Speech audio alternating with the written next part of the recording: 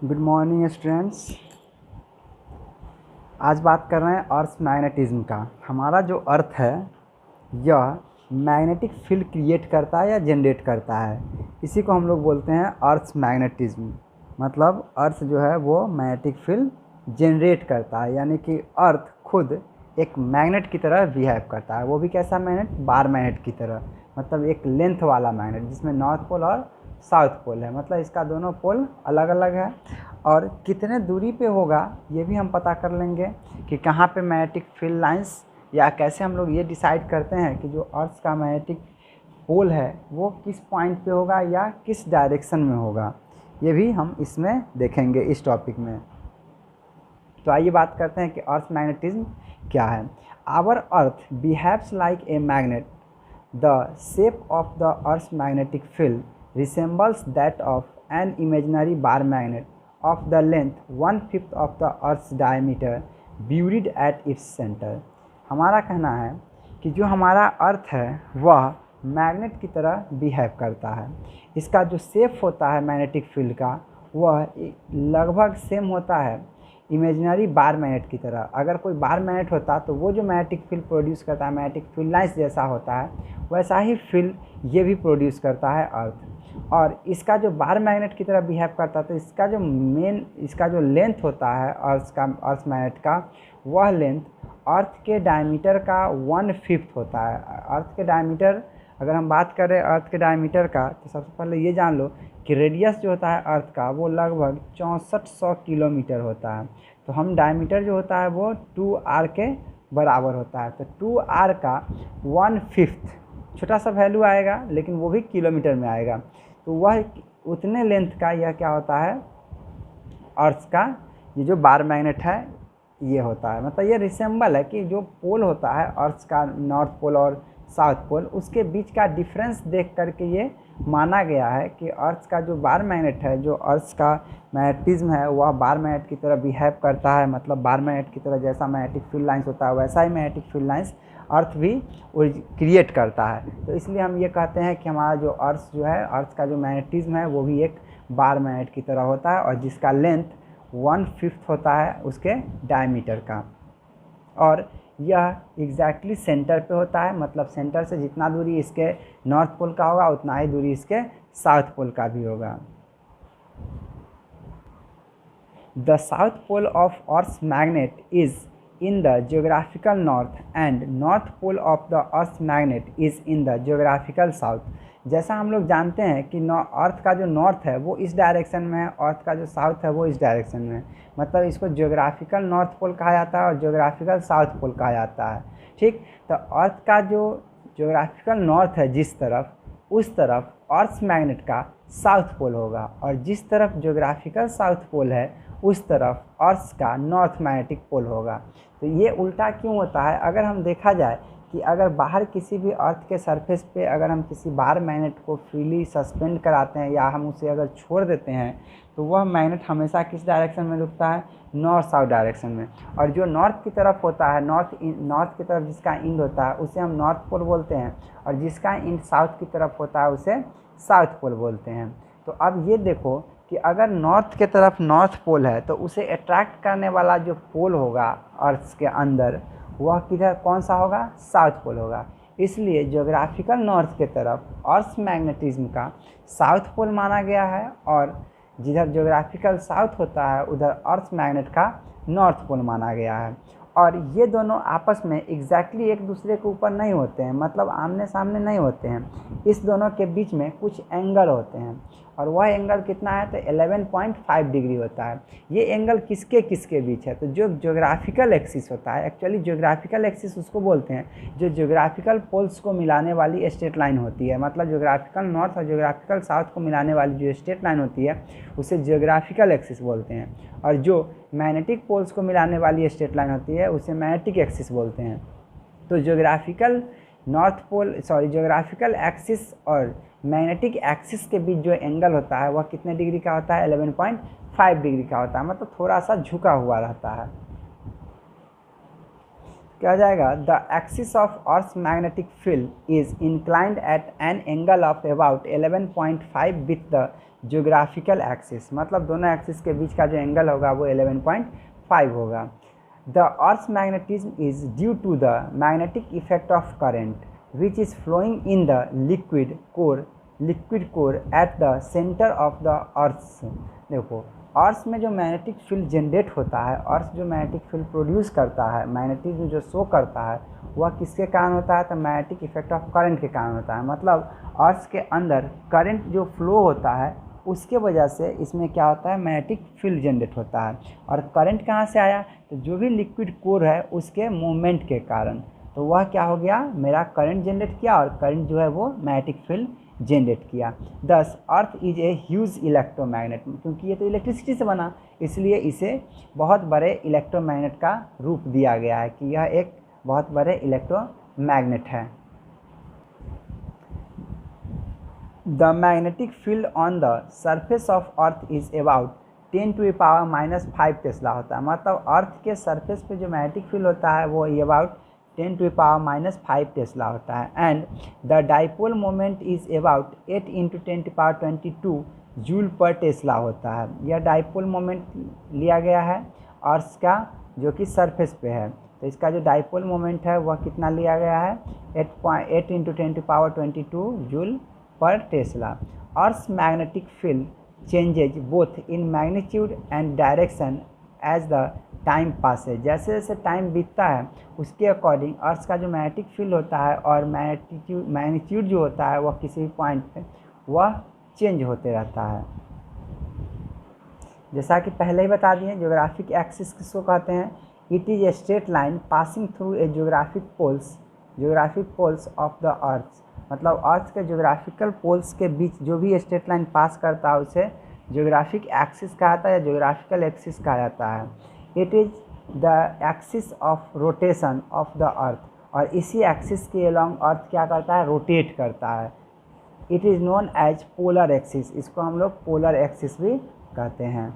अब नेक्स्ट है geographic meridian. Geographic meridian किसको कहते हैं, it is a vertical plane passing through geographic south pole and north poles of the earth का जो साउथ पोल और नॉर्थ पोल है, जो ऊपर और नीचे, उससे पास करने वाला जो वर्टिकल लाइन होता है, वर्टिकल प्लेन जो होता है, जो इस दोनों पोल को इंक्लूड करके रखा है, उस प्लेन को हम लोग क्या बोलते हैं, ज्योग्राफिक मेरिडियन बोलते हैं। ज्योग्राफिक इक्वेटर किसको बोलते हैं, a great circle on the surface of the earth in a plane perpendicular to the geographical axis is called geographic equator. मतलब जो ज्योग्राफिकल एक्सिस होता है वो तो ऊपर से नीचे की तरफ होता है, मतलब नॉर्थ टू साउथ की तरफ होता है। अब उसके परपेंडिकुलर जो एक ग्रेट सर्किल होता है, जो सबसे बड़ा सर्किल होता है, उसको हम लोग क्या बोलते हैं, इक्वेटर बोलते हैं। All places on geographic equator are at equal distance from geographical poles. जो ज्योग्राफिकल पोल्स होता है, नॉर्थ पोल और साउथ पोल, उस पॉइंट से ज्योग्राफिक इक्वेटर पे सारे पॉइंट्स का वैल्यू जो डिस्टेंस होगा वो सेम होगा। मतलब ज्योग्राफिक इक्वेटर जो है वह क्या है, एक सर्किल है, और उसका जो डिस्टेंस होता है किसी भी पॉइंट का, वह नॉर्थ पोल से या फिर साउथ पोल से वो हमेशा सेम होता है। अब बात करते हैं मैग्नेटिक एक्सिस का। It is a straight line passing through the magnetic poles of the earth. जो अर्थ के मैग्नेटिक पोल से जो भी स्ट्रेट लाइन पास करता है, जो अर्थ के साउथ पोल और अर्थ के नॉर्थ पोल को, अर्थ के मैग्नेटिक नॉर्थ पोल और मैग्नेटिक साउथ पोल को मिलाने वाली जो स्ट्रेट लाइन होती है, उसको हम लोग मैग्नेटिक एक्सिस बोलते हैं। एक्सिस बहुत आसान चीज़ है। एक्सिस क्या है, एक स्ट्रेट लाइन है जो हमेशा किसी दो पॉइंट्स को मिलाने वाली होती है। जो ज्योग्राफिकल साउथ पोल और ज्योग्राफिकल नॉर्थ पोल को मिलाती है उसे ज्योग्राफिकल एक्सिस कहा जाता है। जो मैग्नेटिक साउथ पोल और मैग्नेटिक नॉर्थ पोल को मिलाती है उसको मैग्नेटिक एक्सिस कहा जाता है। मैग्नेटिक मेरिडियन क्या होता है, तो it is a vertical plane passing through the magnetic north and south poles of the earth. जैसा कि उसमें ज्योग्राफिकल मेरिडियन था, इसमें क्या है, मैग्नेटिक मेरिडियन है। तो मैग्नेटिक मेरिडियन में क्या होगा, एक वर्टिकल प्लेन होगा जो नॉर्थ पोल और साउथ पोल, मैग्नेट के नॉर्थ पोल और साउथ पोल को इंक्लूड करके रखेगा। नेक्स्ट है मैग्नेटिक इक्वेटर। जैसा कि उसमें भी इक्वेटर देखे थे ज्योग्राफिक इक्वेटर में कि एक ग्रेट सर्किल होता है जो कि ज्योग्राफिक एक्सिस के परपेंडिकुलर होता है, तो इसमें भी एक ग्रेट सर्किल होता है जो कि मैग्नेटिक एक्सिस के परपेंडिकुलर होता है। हम इसे कैसे डिफाइन करेंगे? A great circle on the surface of the earth in a plane perpendicular to the magnetic axis is called magnetic equator. All places on magnetic equator are at equal distance from magnetic poles. जो भी magnetic poles होगा वहाँ से magnetic equator का जो distance होता है वो सारे पॉइंट पे सेम होता है।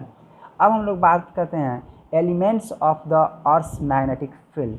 अर्थ मैग्नेटिक फील्ड का कुछ एलिमेंट्स होता है। एक्चुअली एलिमेंट्स उसको कहा गया है जो अर्थ मैग्नेटिक फील्ड को कम्प्लीटली डिस्क्राइब करने में जिस भी फिजिकल क्वांटिटी का यूज किया गया है उसे elements of the earth magnetic field कहा गया है। The earth magnetic field at a point on its surface is usually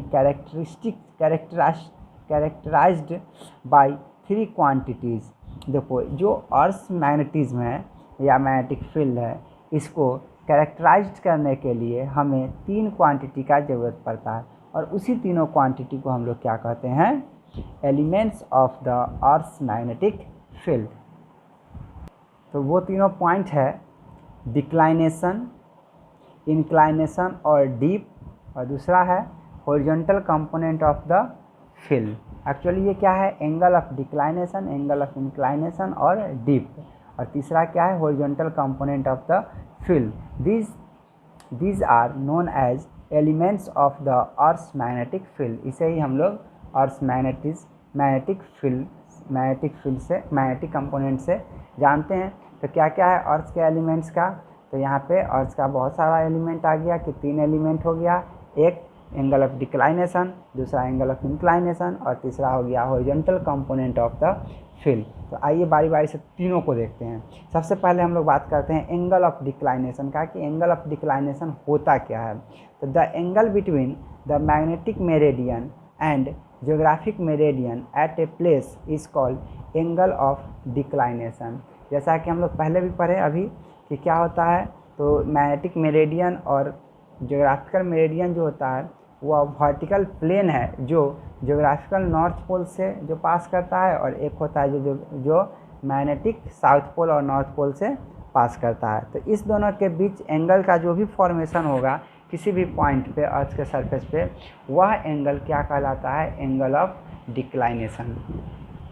जैसा कि फिगर में दिखाया गया है कि हम मान लिए कि किसी भी पॉइंट पे, ये पॉइंट है P, जिस पे एक वर्टिकल एक्सिस में वर्टिकल डायरेक्शन में एक मेरिडियन है जो कि मैग्नेटिक नॉर्थ पोल और मैग्नेटिक साउथ पोल को मिला करके पास करती है, और एक ऐसा मेरिडियन है जो ज्योग्राफिकल नॉर्थ पोल और ज्योग्राफिकल साउथ पोल को मिला करके पास करती है। तो इस प्लेन को कहा गया है ज्योग्राफिकल मेरिडियन, और जो मैग्नेटिक वाले प्लेन है इसको कहा गया है मैग्नेटिक मेरिडियन। और इस दोनों के बीच जो एंगल बनता है वो है थीटा, जिसको एंगल ऑफ डिक्लाइनेशन कहा जाता है।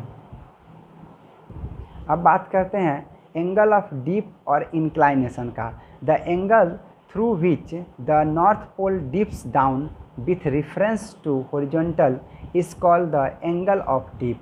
इसमें कहा गया है कि जो भी नॉर्थ पोल होता है वह किसी भी रेफरेंस लाइन से हॉरिजॉन्टल कंपोनेंट के लॉन्ग, मतलब जो भी हॉरिजॉन्टल डायरेक्शन होता है उस रेफरेंस लाइन से जितना वो नीचे झुका हुआ रहेगा उसी को हम लोग क्या कहेंगे? एंगल ऑफ डीप कहेंगे। मतलब जो भी मेरा रेफरेंस लाइन होगा अर्थ के अलोंग, उससे जितना नीचे की तरफ वो झुका हुआ रहेगा उसी को हम लोग क्या कहते हैं? एंगल ऑफ डीप कहते हैं या फिर इंक्लाइनेशन कहते हैं। और क्या दिया हुआ है? At magnetic north and south pole angle of dip is 90 degree. Magnetic south pole और मैग्नेटिक नॉर्थ पोल पे जो डीप होता है वह 90 डिग्री होता है। At magnetic equator the angle of dip is 0। मतलब मैग्नेटिक इक्वेटर पे जो एंगल ऑफ डीप होता है वह 0 होता है, जबकि मैग्नेटिक पोल पे एंगल ऑफ डीप जो होता है वो क्या होता है? 90 डिग्री होता है। तीसरा क्या है? Horizontal component of the earth magnetic field. The magnetic component in the horizontal direction in the magnetic meridian.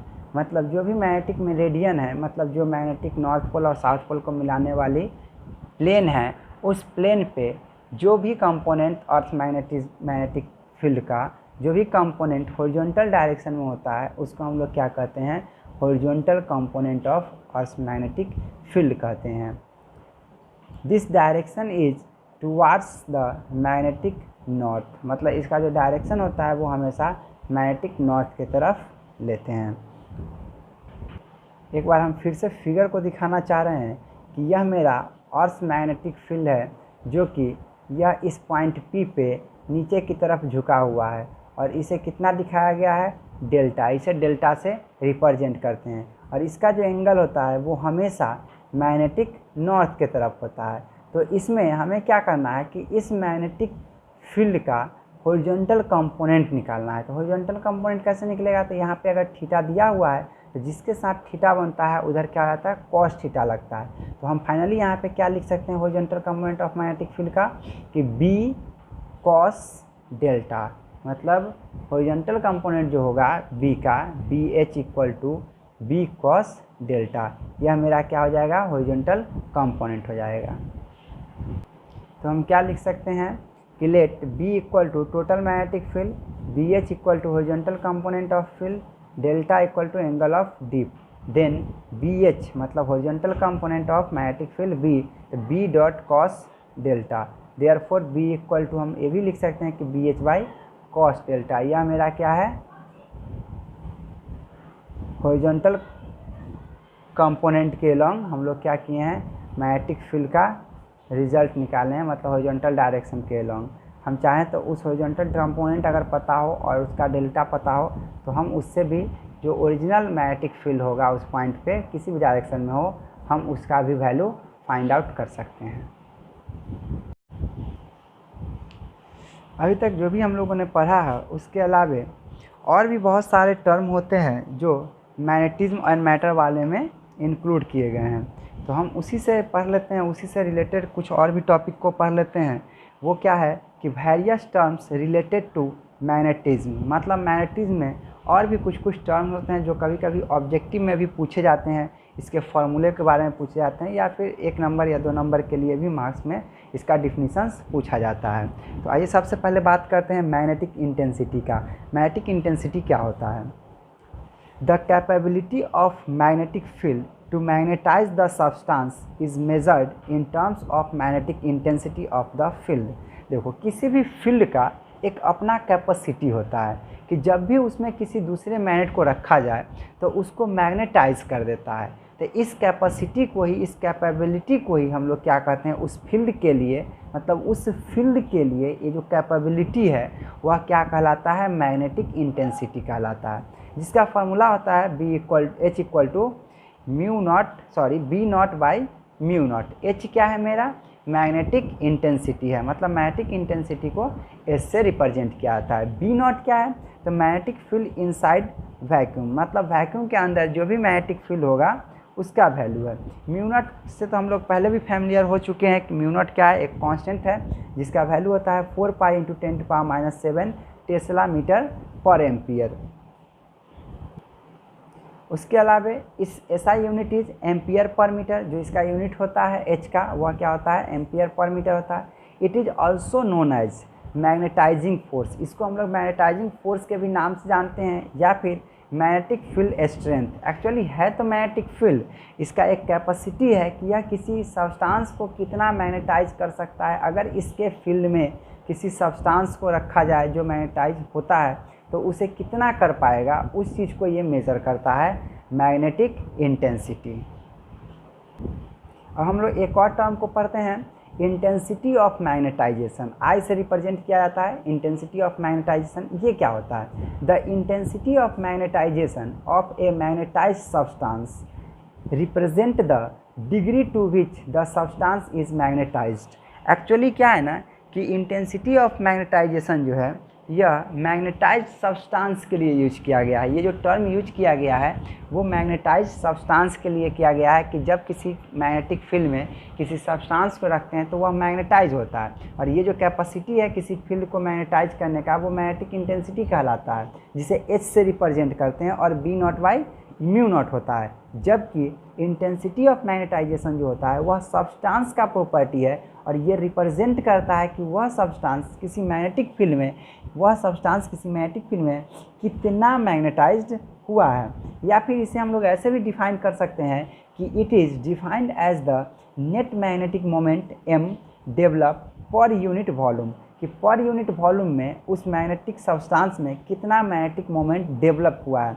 तो I equal to M by V, where m जो है वो मैग्नेटिक मोमेंट है और v क्या है, वॉल्यूम है। It's SI unit is ampere per metre, मतलब इंटेंसिटी ऑफ मैग्नेटाइजेशन और मैग्नेटिक इंटेंसिटी दोनों का जो यूनिट है वो एम्पियर पर मीटर है। It is A vector quantity, और यह एक कैसा क्वांटिटी है, वेक्टर क्वांटिटी है। आइए एक और टर्म से हम लोग मिल लेते हैं, वो मेरा टर्म है मैग्नेटिक इंडक्शन, जिसे हम लोग B से रिप्रेजेंट करते हैं। और ये मैग्नेटिक इंडक्शन कुछ नहीं है, बस मैग्नेटिक फ्लक्स डेंसिटी है, या फिर सिंपली ये भी कह सकते हो कि मैग्नेटिक फील्ड भी है। तो कैसे पता चलेगा ये है क्या?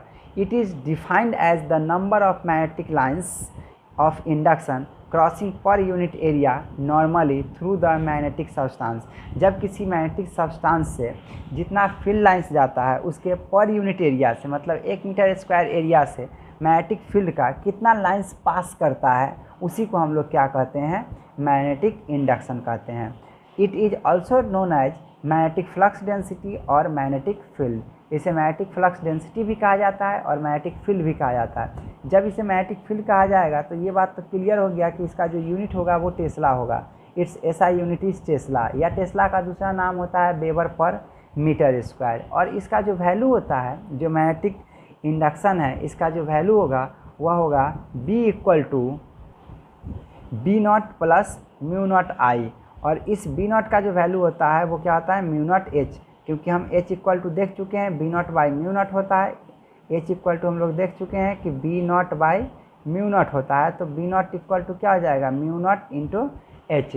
इसलिए हम लोग B नॉट की जगह पे mu naught H plus mu naught I भी लिख सकते हैं। मतलब यह वैक्यूम में मैग्नेटिक फील्ड है और यह क्या है, कि उस सब्सटेंस में जो भी मैग्नेटिक फील्ड में इंड्यूस हुआ है। तो यह क्या हो गया, mu naught H plus mu naught I। हम दोनों में से म्यू नॉट को कॉमन ले सकते हैं और H प्लस I लिख सकते हैं। मतलब B इक्वल टू क्या हो गया मेरे पास, mu naught H plus I। अब मैग्नेटिक ससेप्टिबिलिटी, इसे ये क्या है, ईटा भी नहीं है, मतलब ये एक्स को थोड़ा सा डिस्टॉर्टेड किया गया है और इसे रिप्रेजेंट किया जाता है एक्स एम से, मैग्नेटिक ससेप्टिबिलिटी से। Susceptibility, it is A measure of how easily a substance is magnetised in a magnetic field. यह मेज़र करता है कि कोई भी सब्सटेंस कितना आसानी से वह मैग्नेटिक फील्ड में मैग्नेटाइज्ड हो जाएगा। इस चीज़ को मेजर करने वाले को हम लोग क्या बोलते हैं, मैग्नेटिक ससेप्टिबिलिटी कहा जाता है।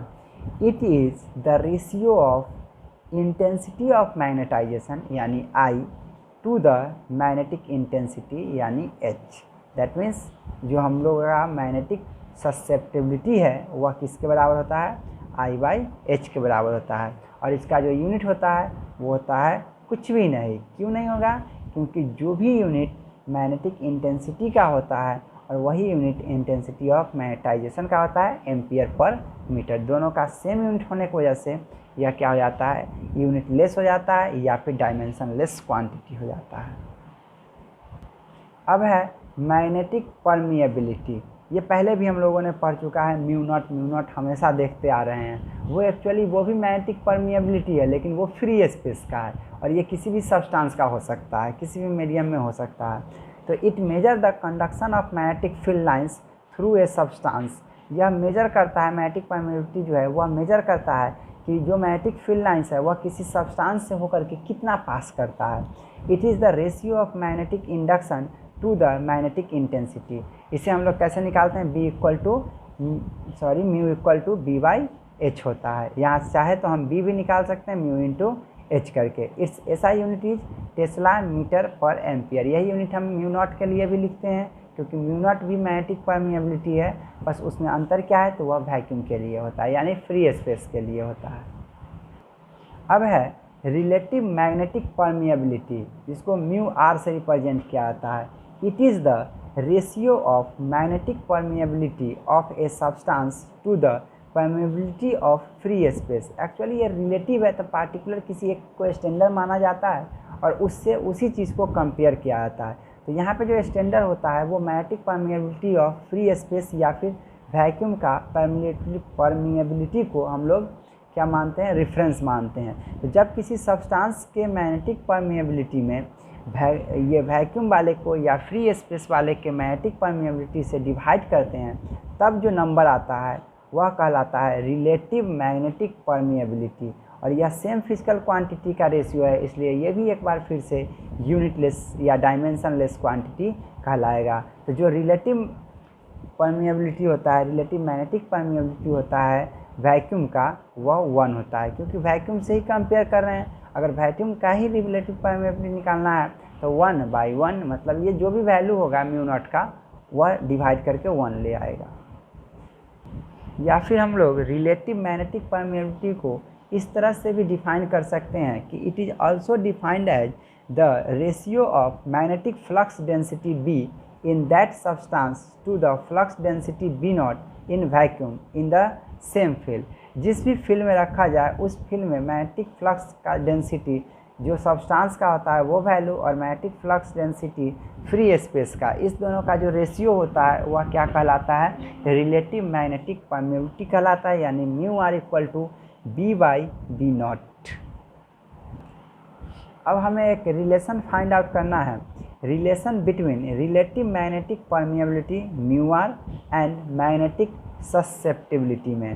तो हम लोगों ने पहले ही देखा था जो मैग्नेटिक इंडक्शन होता है B, वह लिखा गया था mu naught plus mu naught I, और B equal to B naught plus mu naught into I, और B नॉट जो होता है वो म्यू नॉट इंटू एच के बराबर होता है।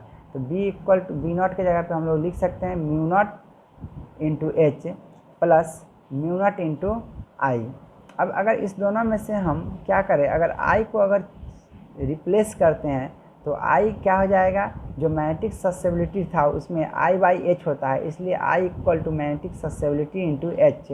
तो यह हो जाएगा एक बार फिर से mu naught H plus mu naught H, और ये क्या है, XM भी कह सकते हैं, लेकिन इसका नाम जनरली हम लोग मैग्नेटिक ससेबिलिटी ही देंगे। तो क्या हो जाएगा, म्यू नॉट और एच को दोनों को कॉमन करेंगे यहाँ से, तो यहाँ बच जाएगा 1 प्लस मैग्नेटिक ससेबिलिटी, और ये वैल्यू है B, तो B के बराबर हो गया ये रिलेशन। अब हम लोग क्या पढ़े थे, हम लोगों ने एक रिलेशन पढ़ा था B equal to mu into H. तो इस वैल्यू को हम पुट कर देते हैं B के जगह पे, तो क्या हो जाएगा, mu H equal to mu naught H into 1 plus magnetic susceptibility. H से H कैंसिल हो गया, अब आएगा क्या, म्यू नॉट। इस म्यू नॉट को हम नीचे ले आए तो आया वैल्यू क्या, 1 प्लस मैग्नेटिक ससेबिलिटी। और म्यू नॉट जो होता है वह रिलेटिव मैग्नेटिक परमिएबिलिटी को रिप्रेजेंट करता है, यही मेरा रिलेशन है, relation between relative magnetic permeability and क्या हो जाएगा, एक मैग्नेटिक ससेबिलिटी। ठीक, तो इस चीज़ को अच्छे से याद कर लीजिए, जनरली फार्मूला भी आ जाता है, ये रिलेशन भी आ जाता है, कभी कभी ऐसा भी आता है कि जो मैग्नेटिक ससेबिलिटी है उसका वैल्यू लेस देन 1 है, इक्वल टू 1 है, ग्रेटर देन 1 है, तो आखिर वो सब्सटेंस कौन सा होगा, ये भी हम बताएंगे अगले वीडियो में।